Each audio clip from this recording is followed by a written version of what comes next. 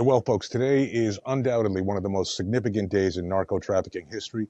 President Trump has somehow secured uh, the transfer of 29 of the most notorious narco traffickers in history. He secured the transfer of them to the United States. Now, I'm told that it's an expulsion, not an extradition.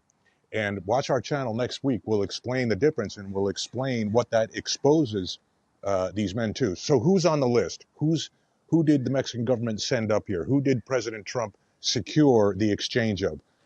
Rafael Caro-Quintero, one of the members of the original drug cartel in Mexico, the Guadalajara cartel, wanted for the kidnapping and murder of DEA Special Agent Enrique Camarena, on the run for 40 plus years, or at least wanted here in the United States for 40 years.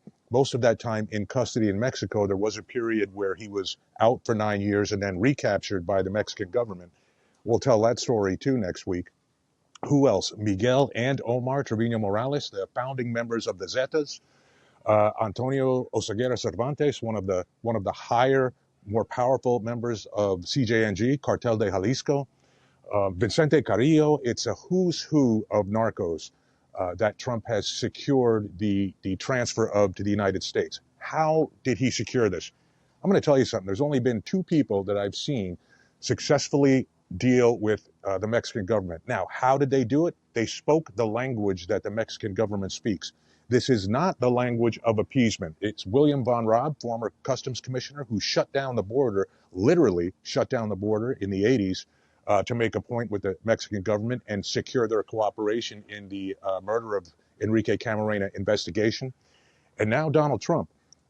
Say what you want about his unorthodox negotiation tactics. This is an unprecedented exchange in law enforcement. 29 of the most wanted narco traffickers in history, all transferred to the United States. And as I said, it looks like it was an expulsion, and that's going to be, they're going to be handled in this country very different when they arrive, and the charges they face could be significantly different than what they are now because of that.